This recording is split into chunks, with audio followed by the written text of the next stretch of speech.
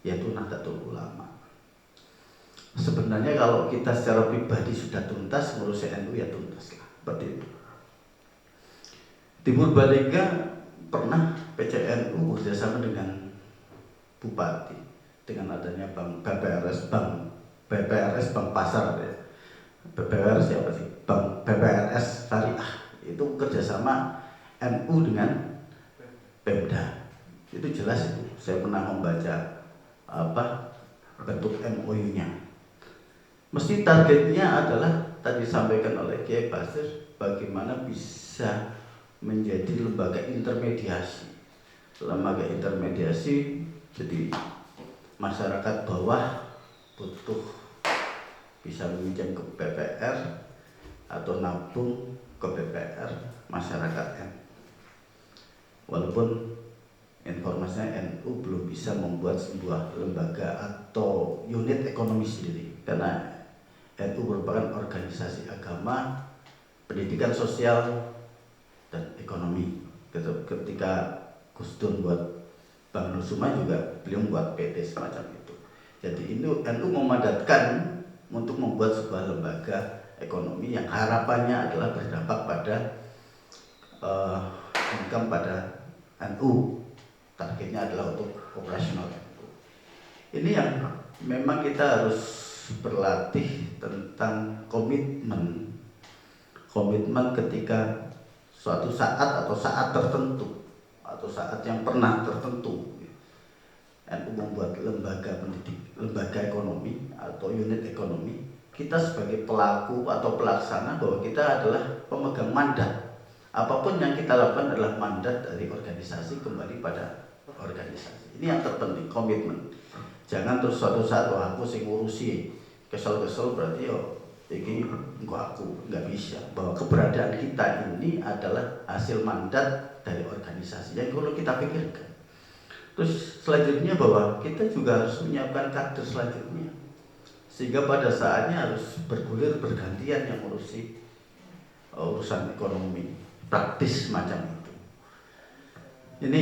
Ini sebagai contoh singkat lah. Tetapi bahwa masyarakat yang paling bawah itu mayoritas memang masyarakat warga NU. Tetapi tanpa sadar sebenarnya kita sebagai masyarakat NU sudah terdampak dengan keberadaan NU, terdampak dengan aktivitas ekonomi. Tinggal bagaimana kita membuat sebuah sistem sampai tingkatan bawah. Kalau berbicara pasar, orang pasti akan gila sekali lah segmen pasar NU sampai jaringan sampai ke bawah ke ranting seanak ranting. Nah, tinggal bagaimana kita menyiapkan sumber daya manusia yang punya komitmen itu terhadap pengelolaan ekonomi yang nanti dampaknya, hasilnya untuk ke organisasi. Wajar karena kita bekerja untuk unitnya ekonominya NU, kita dapat bayaran. Tetapi bahwa komitmen untuk ke organisasi yang harus kita kuatkan. Karena nanti pada saatnya akan menjadi warisan pada anak turun kita. Seperti itu. Jadi saya katakan ketika budaya ekonomi di NU sebenarnya sudah tuntas. Kita sering mendapatkan dampak dari keberadaan NU. Kita mendapatkan aktivitas ekonomi dengan keberadaan NU. Tinggal kita sadar atau tidak sadar. Mungkin itu sebagai mukadimah saja, nanti bisa kita diskusi yang lain. Tetapi bahwa ketika berbicara segmen pasar NU sangat luar biasa sekali. Nah, kembali yang masalah teman-teman Ibnu, segmen umur 13 sampai 27 ini memang harus berlatih tentang entrepreneur. Saya sering bertanya ketika saya dilalah ngajar di UNU juga sama mahasiswa yang punya cita-cita jadi PNS berapa. Alhamdulillah yang punya cita-cita PNS itu rata-rata 5 dari 10 mahasiswa yang saya tanya, berarti besar. Tapi ketika berbicara peluang untuk menjadi pegawai berapa persen, yang perlu kita sadari seperti itu. Ibnu PPNU sebagai generasi yang paling muda di NU harus berlatih tentang kewirausahaan, latihan jualan apapun bentuknya, berjualan atau berwira swasta, sehingga nanti pada saatnya ketika kita ngurusi organisasi Kita udah selesai di internal kita. Seperti itu. Jangan sampai ketika nanti kita di organisasi dulu, kita numpang di organisasi. Kita udah selesai secara pribadi. Nah ini harus dilatih mulai dari bawah, dari ilmu dan IPPN. Ya kenapa tidak? Sangat bisa sekali. Bisa kita ilmu IPPN melakukan pelatihan tentang pemasaran, ya, marketing. Ilmu IPPN membuat pelatihan tentang perpajakan. Ilmu IPPN latihan tentang akuntansi, membaca laporan keuangan saja. Ini perlu, sehingga pada saatnya kader-kader kita ke depan ada yang punya kapasitas, keahlian hal semacam itu. Saya kemarin ngobrol sama ketua NU, ini kebanyakan pengurus NU, aktivis NU SAG semua, yang ekonomi jarang. Ya karena memang wajar, NU adalah organisasi Islam terbesar di bidang keagamaan dulu, bukan ekonomi dulu. Padahal ngurusi organisasi butuh ekonomi. Ngurusi agama butuh ekonomi. Ngurusi pondok pesantren butuh ekonomi. Seperti itu. Ini yang perlu kita latih dari bawah, seperti itu. Sehingga nanti ketika nyambung dengan kepengurusan di PCN, kalau dari bawah masih kosong, nyambungnya susah. Kita harus golek wong sing bisa ngurusi koperasi umpamanya. Siapa? Karena ngawali gajinya nggak banyak umpamanya. Kan susah. Ini mental yang perlu kita latih bersama. Kalau kita dari kecil kita udah berlatih semacam itu, saya kira insya Allah ke depan PCN akan lebih baik dalam hal segmen ekonomi. Walaupun kalau boleh saya katakan kita sering mendapatkan dampak ekonomi dari keberadaan itu walaupun kita tidak sadar. Guru-guru ma'arif, yang namanya ma'arif kan di NU kan, nggak ada ma'arif di Muhammadiyah, nggak ada kan. Guru kan dapat gaji itu pemenuhan, berarti aktivitas ekonomi, klinik dan lain-lain. KBIH umpamanya itu pelayanan jasa untuk membantu mendampingi calon jamaah haji. Nah, yang ngajar dapat honor atau tidak. Kalau dapat honor berarti dampak dari keberadaan NU membuat KBH kita melakukan aktivitas ekonomi. Secara sederhananya semacam itu.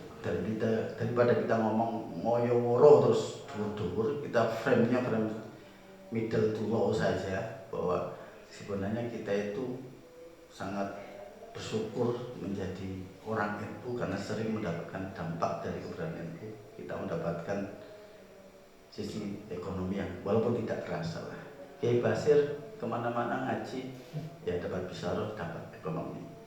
Dan ini sangat luar biasa sekali. Bahasim Asy'ari buat NU, kita bersyukur lah. Itu mungkin sebagai awal mukadimah. Assalamualaikum warahmatullahi wabarakatuh. Waalaikumsalam. Jadi sebetulnya perekonomian di NU itu selalu berputar dalam diri kita secara kita tidak sadari.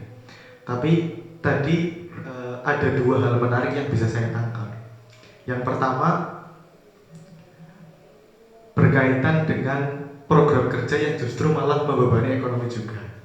Tadi kan dicontohkan salah satu. Sebetulnya melihat problematika tersebut, kalau dilihat dari sudut komentar ekonomi itu harus disikapi seperti apa, atau mungkin itu sudah sangat membebani ekonomi, cut, buang atau seperti apa. Yang selanjutnya mengenai masalah komitmen ini. Jadi kalau misal kita ingin terjun di lembaga ekonominya NU, selain kita harus punya kompetensi, harus punya komitmen terhadap organisasi. Sepertinya itu harus dilatih atau seperti itu. Ya, makanya ketika ini segmennya yang prakarsanya adalah Ibnu IPPNU, sangat tepat sekali bahwa Ibnu IPPNU sebagai kader itu harus berlatih tentang wira swasta dan menganalisis apa yang dibutuhkan tentang masa depan organisasi dari segmen ekonomi. Apapun kehidupan kita butuh uang lah. Kita bullshit kalau ngomong orang butuh duit, siapapun butuh uang. tinggal metode dan caranya kita mendapatkan saja, kan seperti itu. Nah, sehingga nanti ketika Ibnu PPNU udah berlatih dan ada sebuah pengetahuan dan skill, tidak hanya teoritis tapi kita praktis belajar di lapangan, pada saatnya jadi pengurus NU sudah nggak bingung lagi, ketua PCNU nggak bingung lagi ini yang mau ngurus ini siapa, karena sudah terlatih seperti itu. Selama ini kan karena belum terlatih, ada sebuah saat tertentu kebingungan. Walaupun kita berbicara praktisi ekonomi, orang-orang itu sangat banyak sekali. Toko Mas Romantika orang itu, produsen knalpot itu Willy orang Ansor dulu, kan. Terus Pak Roso jualan Kurnia orang NU. Itu kan toko-tokonya orang NU yang kebetulan mendapatkan hasil laba, memenuhi kebutuhan dan berkhidmat di NU. Tetapi bagaimana ke depan itu punya komitmen bahwa ini adalah toko atau usaha yang diprakarsai oleh NU yang kembali ke NU. Ini komitmen ini akan kita dapatkan kalau sudah dilatih mulai dari bawah. Terkadang begini, saya umpamanya ketika saya dipasrai oleh Kiai Basir untuk ngurusi sebuah usaha dari awal, padahal usaha ini bukan personalnya Kiai Basir, tapi lembaga Minhajul Thalabah seperti itu. Karena saya sebagai pemrakarsa dari awal